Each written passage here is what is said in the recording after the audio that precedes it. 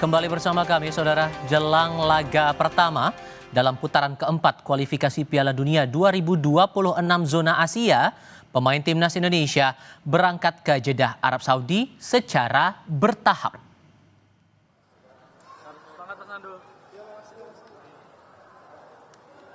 Sebelas pemain yang berlaga di laga super, diantaranya Jordi Amat, Rizky Ridho, dan Hernando Ari terbang menuju Arab Saudi pada Kamis siang. Sementara pemain lain yang merumput di Liga Asia lainnya sebagian sudah diterbangkan kemarin. Pemain timnas yang berlaga di Liga Eropa akan tiba di Arab Saudi secara bertahap hingga 6 Oktober mendatang.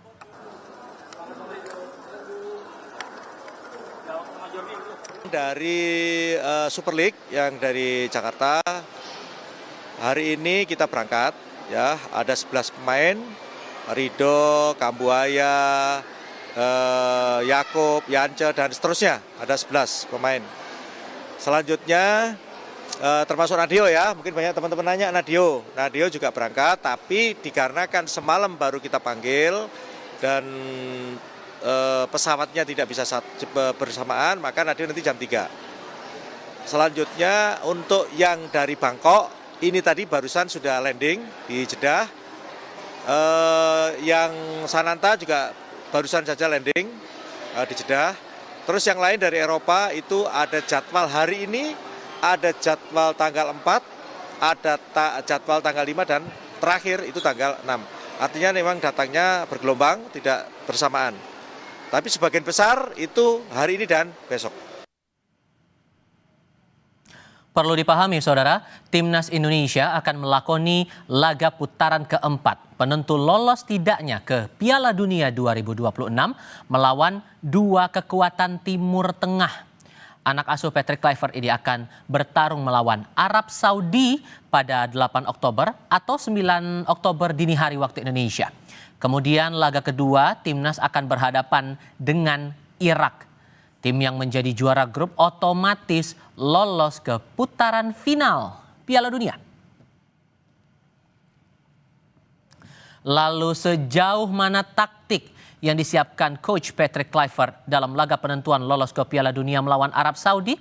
Kami akan diskusikan ini bersama analis sepak bola Muhammad Kusnaini Bungkus dengan Tifal. Apa kabar, Bung? Baik, alhamdulillah baik, Tifal. Terima kasih sudah bergabung bersama kami. Ini timnas kita pemainnya secara bertahap akan diberangkatkan ke Jeddah sampai tanggal 6. Mendekati tanggal 8 Oktober mereka akan berlaga. Apakah ini akan jadi tantangan sendiri untuk memastikan soliditas mereka dan persiapan teknis ya? Iya, betul. Memang ini persoalan timnas kan selalu begitu ya. Waktu persiapan kan relatif tidak lama. Di kompetisi domestik mungkin operator kompetisi bisa membantu dengan meliburkan pertandingan pekan ini ya, supaya pemain bisa segera bergabung dengan timnas. Tapi kita tidak boleh lupa bahwa sebagian besar pemain utama atau starter tim nasional itu bermain di luar negeri, di Eropa terutama. Sehingga memang tetap akan jadi persoalan karena beberapa pemain mungkin hanya punya waktu persiapan 2-4 hari sebelum pertandingan. Jadi mungkin tidak akan banyak waktu untuk Coach Patrick Kluivert untuk melakukan perubahan besar. Saya membayangkan bahwa apa yang dilakukan dalam pertandingan uji coba 2 pertandingan bulan September lalu menghadapi China Taipei dan kemudian menghadapi Lebanon adalah gambaran apa yang akan disiapkan oleh Coach Patrick Kluivert untuk pertandingan esok. Oke. Dan yang masih jadi perhatian adalah masalah posisi kiper kita nih. Emil Audero, Marten Pas absen karena masih dalam proses pemulihan cedera. Kemudian walaupun PSSI sudah memanggil Nadeo tapi statusnya belum jelas. Ini proyeksi Anda bakal gimana timnas kita kemudian? Iya, saya memang agak risau kalau statusnya Martin Pas ya, karena dia ini sudah 1,5 bulan kalau nggak salah tidak bertanding untuk klubnya. Meskipun di pertandingan terakhir dia sudah bisa dibawa oleh timnya, tapi kan belum menunjukkan kebugaran yang kita harapkan ya, sehingga saya agak ragu dengan kondisinya Martin Pas. Tapi kalau Audero saya pikir dengan tidak dimainkannya dia di pertandingan terakhir lawan Como itu kan sebetulnya sebuah upaya preventif ya untuk mencegah dia mengalami cedera yang lebih serius. Ini saya pikir kita harus apresiasi tim medis Cremonese yang sudah memberikan early warning ya, sehingga Audero punya waktu sekitar mungkin 7 sampai 9 hari untuk pemulihan ya, sampai ke pertandingan. Jadi kalau Odero saya masih punya sedikit optimisme dia masih bisa pulih menjelang pertandingan tanggal 8 nanti. Mungkin yang sekarang harus dilakukan oleh Coach Patrick Kluivert dan jajaran pelatih adalah mengantisipasi seandainya dua-duanya betul-betul tidak bisa dimainkan. Kita sudah punya Hernando yang selama ini rutin dipanggil, pemanggilan kiper keempat kalau kita bisa bilang kiper keempat gitu ya. Nadio ini kan bagian dari upaya preventif itu. Iya. Oke, ditambah lagi yang juga jadi perhatian timnas adalah soal wasitnya juga nih. Karena terakhir kali yang kami cermati, sekalipun pemain timnas kita Jordi amat optimistis bisa menatap laga penting melawan Arab Saudi dan Irak nanti di Jeddah, Jordi juga berharap wasit yang memimpin pertandingan bisa bersikap adil di lapangan. Kita coba lihat pernyataan Jordi amat dulu nih, Mas. Yeah, as you know, they are very strong teams. It's gonna be a very tough. It's gonna be a war out there. Playing away the 2 games, but we know that we can do it, and we are ready. We are ready to play and to win these 2 games. About the referee, what do you think? Well, it's a very important games also for them. So I hope that it's gonna be a fair referee.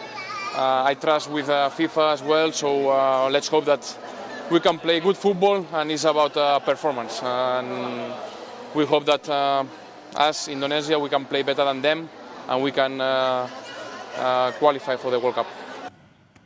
Nama Ahmad Al-Ali dari Kuwait ini, Bung Kusnaini, dinilai kontroversial. Sudah dinyatakan Jordi amat ini harapannya bisa hadir. Ini bakal ngaruh nggak ke psikologis pemain kita nanti menghadapi Arab Saudi? Saya justru berharap pemain tidak memusingkan siapa yang akan jadi perangkat pertandingan gitu ya. Biar itu menjadi urusannya federasi gitu ya. Pemain biar fokus aja ke pertandingan, tidak perlu memusingkan siapa yang akan memimpin pertandingan. Dan ya apa boleh buat, karena keputusan siapa yang bertugas itu kan bukan wilayah kita ya. Itu wilayah federasi FIFA yang menetapkan siapa yang bertugas. Jadi kalau saya sih justru berharap pemain nggak usah pusing lah dengan siapapun wasitnya. Yang penting itu menurut saya, kita sudah pernah mengalahkan Arab Saudi. Siapapun wasitnya saat itu, faktanya kita sudah pernah mengalahkan. Di kandang Arab Saudi kita sudah pernah menahan imbang, jadi nggak perlu risau dengan siapapun wasitnya. Nah, lawan Irak mungkin kita harus lebih konsentrasi karena kita punya pengalaman 2 kali pertemuan sebelumnya juga tidak bisa menang. Jadi itu aja yang harus difokuskan. Soal wasit saya pikir kita tidak bisa berbuat banyak, itu di luar jangkauan kita. Kita fokus aja ke permainan kita sendiri. Sekalipun kemudian Marcelino Ferdinand tidak dipanggil untuk pertandingan laga melawan Arab Saudi nanti. Iya, saya tidak terlalu risau juga dengan ketidakhadiran Marcelino ya, karena kalau kita lihat 2 pertandingan terakhir di bulan September, penampilan Marcelino memang harus diakui sedang menurun ya. Saya pikir tidak mengejutkan kalau akhirnya Coach Patrick Kluivert tidak memanggil Marcelino karena memang dia sedang dalam kondisi yang menurun, sesudah lama tidak bermain ya. Sekarang dia juga sedang membangun karir baru bersama klub barunya di Trentin. Jadi keputusan yang logis yang saya pikir sudah diskenariokan ketika di pertandingan lawan Lebanon, lawan China Taipei, Coach Kluivert itu mencoba Eliano bermain di posisinya Marcelino ya, di posisi nomor 10. Dan itu saya pikir salah satu sinyal bahwa dia sudah mencoba mengantisipasi seandainya Marcelino nggak dipanggil.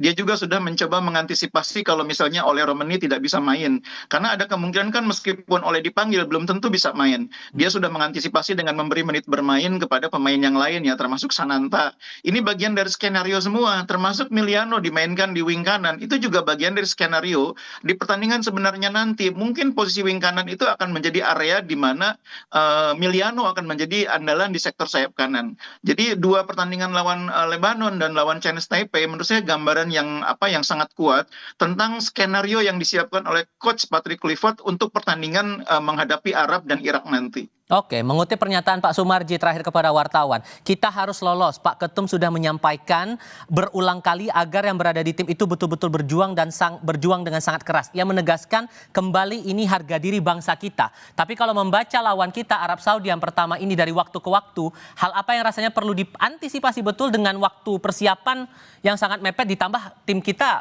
bertahap datangnya ke Arab Saudi, Bungkus? Iya, yang pertama itu memang yang paling berat nanti aklimatisasi ya, karena beberapa pemain kan waktunya sangat dekat ya dengan hari pertandingan. Meskipun Arab Saudi dengan Eropa mungkin tidak sejauh Asia atau Indonesia dengan Eropa, tapi tetap akan ada proses adaptasi aklimatisasi yang harus dihadapi oleh pemain dengan cuaca dan kelembaban yang berbeda. Itu tantangan pertama. Tantangan yang kedua adalah pemain bisa fokus memahami apa yang diinginkan oleh pelatih. Karena kan uji cobanya praktis kan kemarin hanya di 2 pertandingan. Itu pun kualitas lawannya kalau mau jujur di bawah yang kita harapkan. Kemarin kan kita skenario kan menghadapi Kuwait yang cukup kuat, tapi ternyata Kuwait tidak jadi bertanding.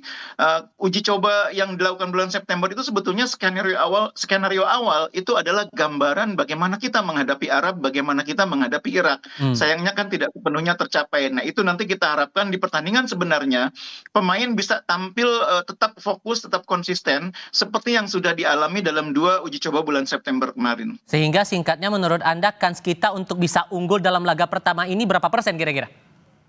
Saya pikir masih 50% ya, kita tidak di bawah Arab Saudi. Kita masih punya peluang untuk menang meskipun bermain di kandang lawan, meskipun jatah supporter kita dibatasi hanya 8%. Peluang kita menang masih ada minimal 50%, bahkan melawan Arab Saudi tidak mustahil bisa lebih. Tinggal itu dimaksimalkan di tanggal 8 Oktober Iya. atau nanti akan ditayangkan tanggal 9 Oktober dini hari waktu Indonesia. Bungkus, terima kasih sudah berdiskusi bersama saya hari ini. Selamat sore, Bung. Baik, Iqbal.